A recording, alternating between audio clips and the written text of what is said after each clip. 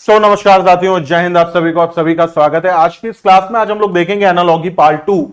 Part 1 के बाद ये टॉपिक आ रहा है पार्ट 2। और मिशन जैसा कि आप जानते हैं आपका और हमारा एक ही है, एसएससी जीडी 2024 को पार करना।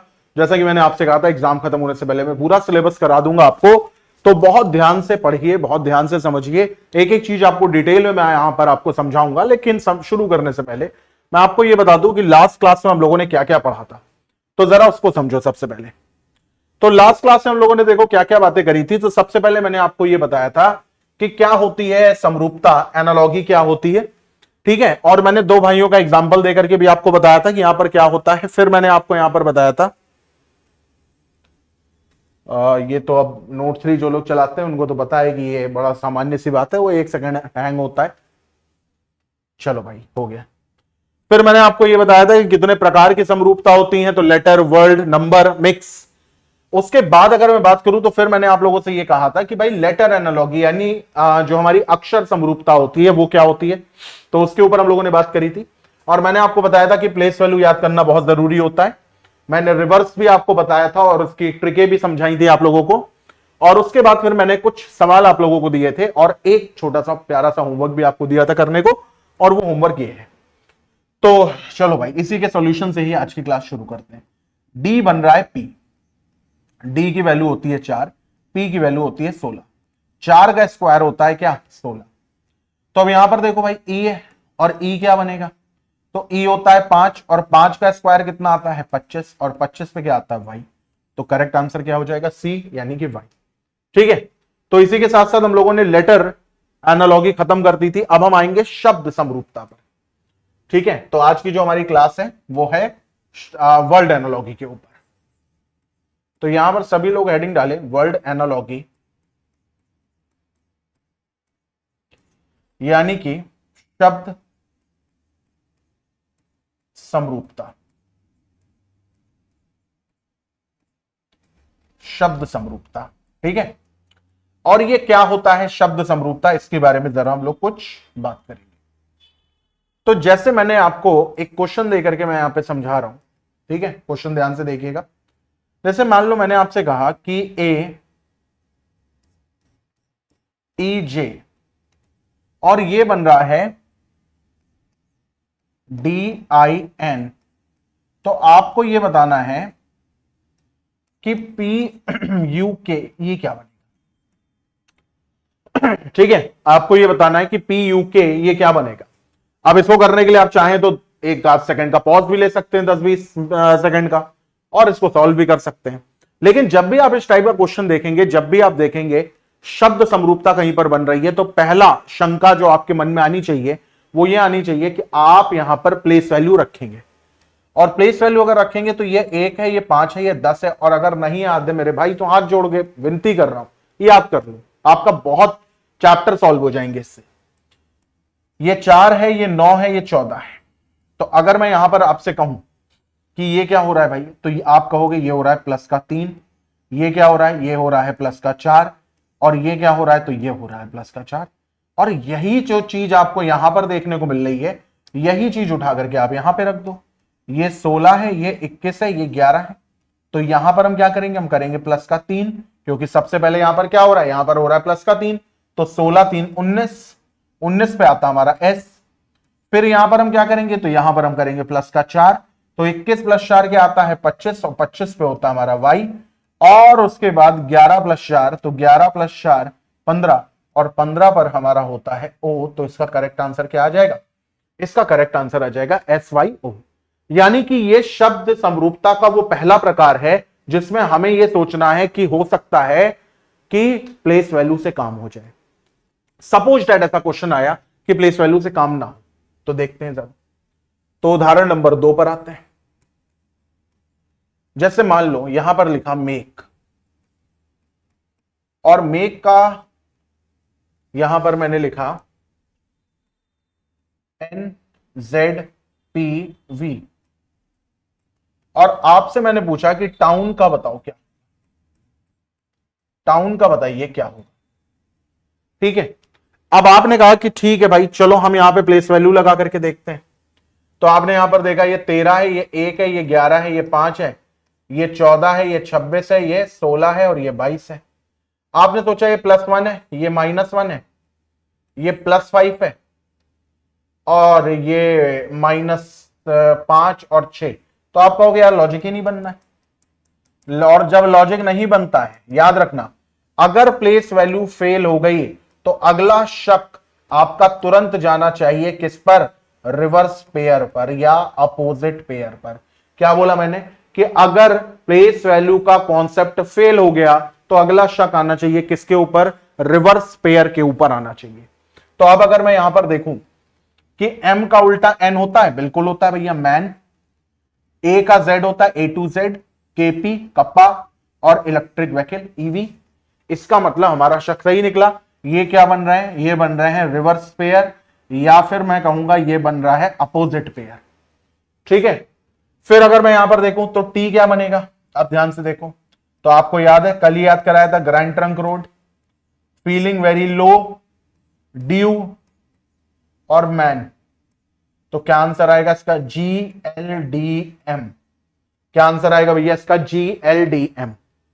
ठीक है, तो दूसरा प्रकार जो बनेगा शब्द समरूपता में, वो बनेगा क्या हमारा? तो वो हमारा बनेगा रिवर्स पेयर। तीसरा प्रकार हमारा क्या बनता है ये भी देखो जरा। तो तीसरा प्रकार देखो, यहां पे क्वेश्चन नंबर 3 लेता हूं मैं, और इसमें अगर देखो, जैसे मान लो मैंने कहा कि इंडिया,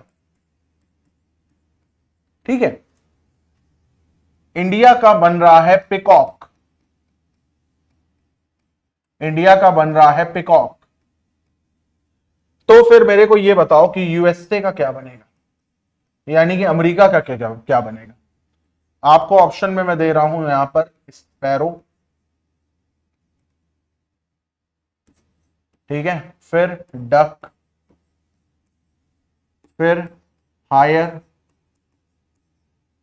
और चौथा बाल्ड ईगल, बाल्ड ईगल। अब आपको यहां पर देखनी है रिलेशनशिप। ये जीके बेस्ड क्वेश्चन होते हैं और ये भी पूछे जाते हैं, इसमें करेंसी भी दे दी जाएगी, इसमें हो सकता है आपको कोई राष्ट्रीय नेता का नाम दे दिया जाए, कुछ भी हो सकता है इसमें। तो अगर मैं यहां पर देखूं तो ये क्या है भाई? तो इंडिया, भारत, और भारत का राष्ट्रीय पक्षी है मोर। तो वैसे ही United State of America, United State of America का राष्ट्रीय पक्षी क्या है? तो बाल्ड ईगल है ना। यूएसए को तो ईगल कहा भी जाता है, वो इसीलिए कहा जाता है क्योंकि इसका करेक्ट आंसर क्या है? Bald eagle. क्या ये बात समझ में आ रही है आप लोगों के? ठीक है, बहुत ध्यान से इसको समझना, बहुत डिटेल में एक एक चीज मैं आप लोगों को पढ़ा रहा हूं। ठीक है, हर वो चीज जो आप पैसा खर्च करके पेड कोर्स में सीखते हो, वो हर चीज मैं आपको यहां पर बता रहा हूं और तरतीबवार तरीके से बता रहा हूं। ठीक है, तो यहां पे हम लोगों ने ये खत्म करा हमारी क्या? Word analogy. अब अगली अगली कौन सी होती है भाई? तो तीसरी टाइप की जो हमारी एनालॉजी होती है वो होती है हमारी नंबर एनालॉजी। हेडिंग डालो, नंबर एनालॉजी।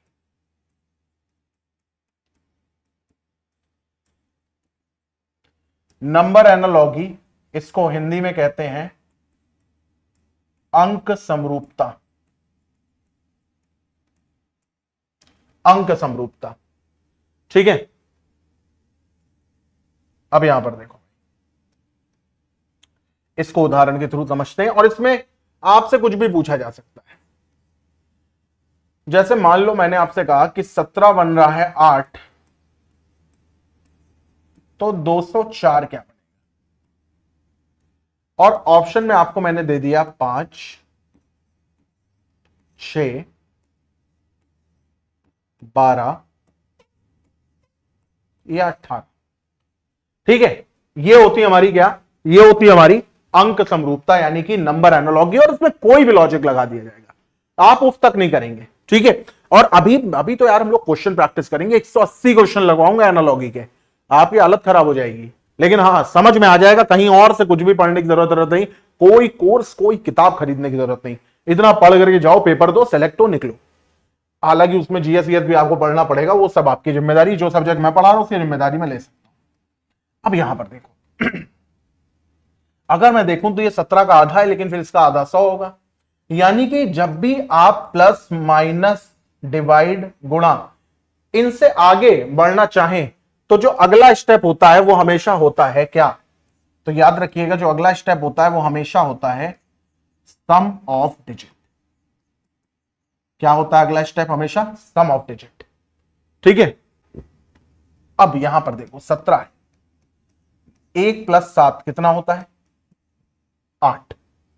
यहां पर देखो 204 है, तो 2 + 0 + 4 ये कितना होगा? 6। और 6 कहां दे रखा है? तो क्या सीखा हम लोगों ने? आप लोगों ने सीखा कि सम ऑफ डिजिट नाम की भी कोई चिड़िया होती है जो एनालॉगी में बहुत काम आती है। तो ये हो गया हमारा क्या? सम ऑफ डिजिट। ठीक है, अगला प्रश्न देखते हैं।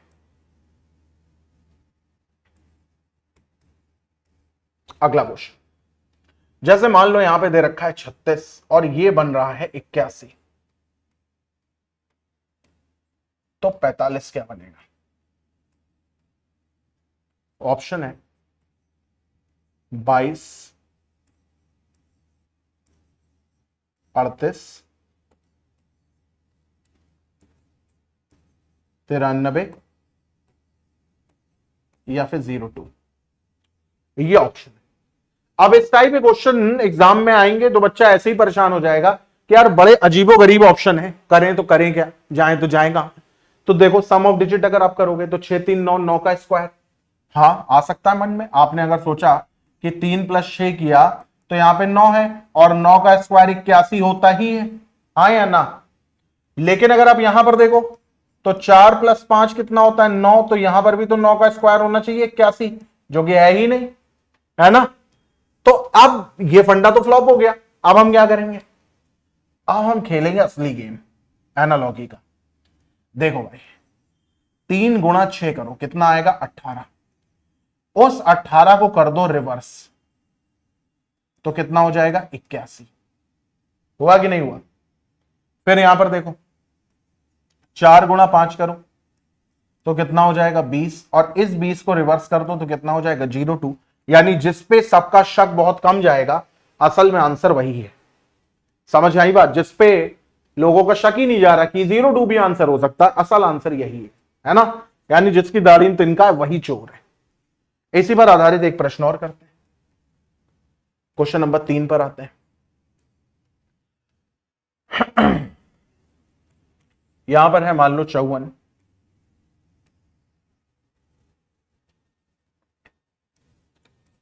और यहां पे मैंने लिखा 47।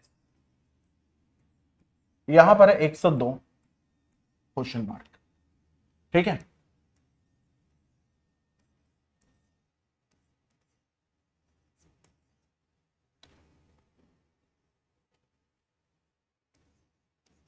दो 205, 203, 198, 196। आप 20 सेकंड का पॉज लो और आप इसका आंसर बताइए, क्या बताओ क्या होगा। तब तक अभी जरा पानी नहीं पी लूं।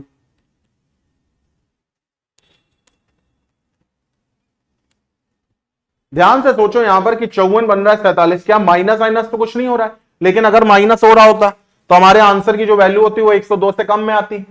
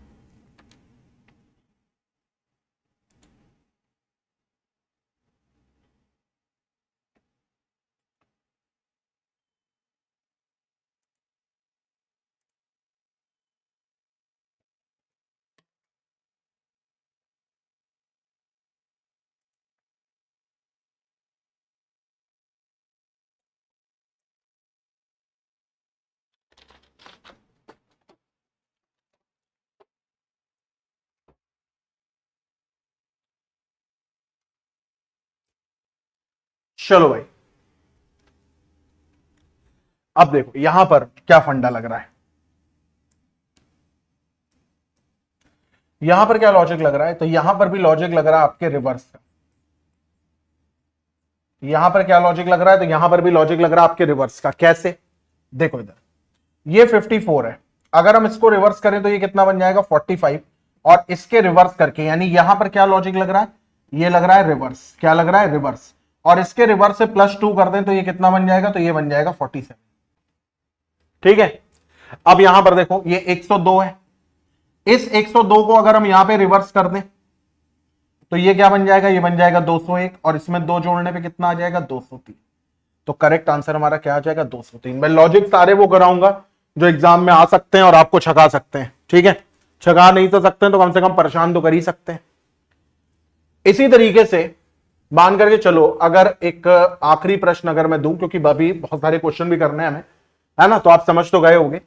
तो जैसे अगर मैं आपको यहां पर दूं कि 92 बन रहा है 121, थोड़ा फंसा रहा हूं, ध्यान से देखना, तो फिर 44 क्या बनेगा। ठीक है, ऑप्शन में 42, 44, 46, 48, ये ऑप्शन है। क्या लॉजिक इसमें लगाएंगे। अब यहां पे क्या सोचेंगे हम, देखो यहां पे आप ये सोचेंगे कि यहां पे क्या हो रहा है भाई, 9 + 2 हो रहा है 11 हो रहा है, 11 का स्क्वायर 121 होता है। ठीक है, तो 4 + 4 है 8 बन रहा, 8 का स्क्वायर 64 होता है, लेकिन 64 तो ऑप्शन में नहीं है। तो आप क्या करेंगे, लॉजिक आपने बिल्कुल सही लगाया, लेकिन यहां पर इसको हम रिवर्स भी करेंगे।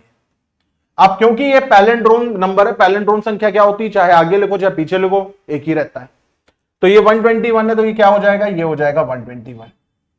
यहां पे 64 का क्या बन जाएगा भैया, अगर हम यहां पे रिवर्स करके लिखेंगे तो 64 को अगर हम रिवर्स करके लिखेंगे तो ये क्या बन जाएगा, बन जाएगा 46, और 46 बोले तो सी ऑप्शन। ठीक है, चल तो यहां पे हमारा ये नंबर वाला खत्म होता है। अब हमारा आखिरी टाइप आता है, और वो टाइप कौन सा है, तो अब हमारा आता है टाइप नंबर 4, और ये 4 है हमारा मिक्स एनालॉगी का। मिक्स एनालॉगी यानी मिश्रित एनालॉगी। मिक्स एनालॉगी यानी मिश्रित समरूपता। ठीक है, तो मिश्रित थोड़ा गलत नहीं,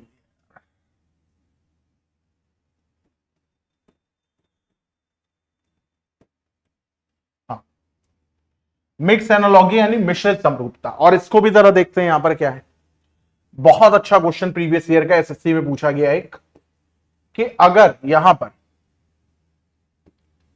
W बन रहा है 8, अब देखो एक नंबर एक लेटर है, ठीक है, W अगर बन रहा है 8 तो Y क्या,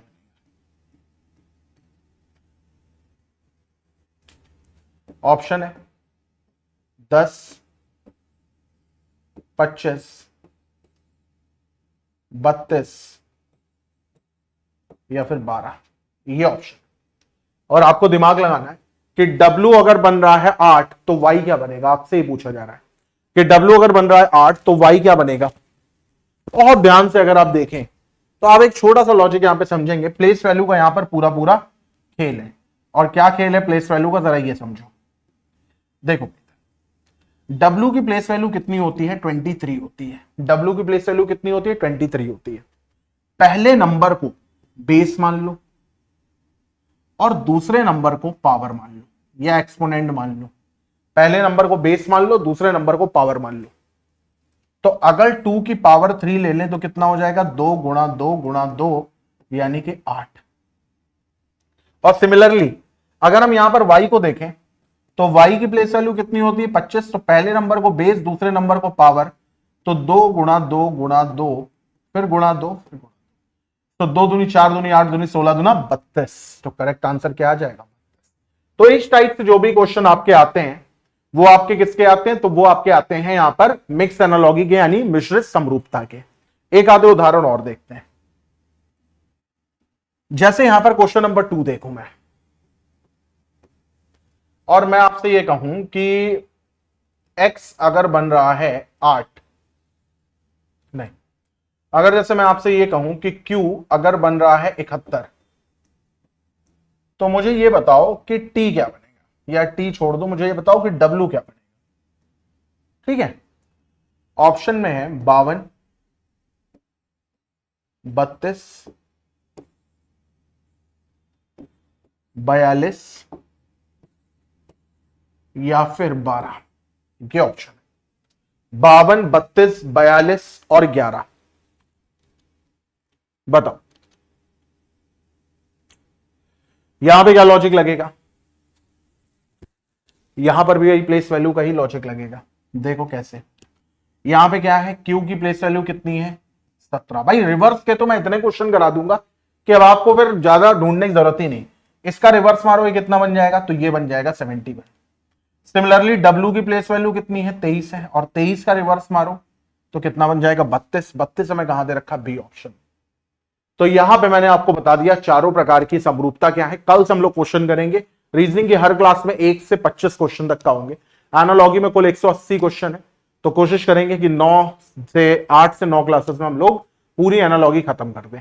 आप एसएससी जीडी का एग्जाम देना चाह रहे हो, रेलवे का एग्जाम देना चाह रहे हो, एनटीपीसी देना चाह रहे हो, जूनियर इंजीनियर देना चाह रहे हो, या फिर आप एमटीएस देना चाह रहे हो, कुछ भी देना चाह रहे हो, पूरा डिटेल में सिलेबस यही होता है, कुछ नया नहीं होता है, बस करने के तरीके होते हैं। एसएससी जीडी की प्रीवियस ईयर पेपर की सीरीज में लाइव लेकर के आऊंगा बहुत जल्दी, उसको भी देखिएगा। मेरे कराने के तरीकों को एक बार ध्यान दीजिएगा, और आपसे ना हो पाए तो फिर मेरे को बताइएगा।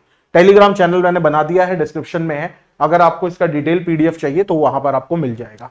तो इसी के साथ इसकी क्लास को मैं खत्म करता हूं। आप लोगों ने मुझे अपना समय दिया, उसके लिए दिल से धन्यवाद आप लोगों को।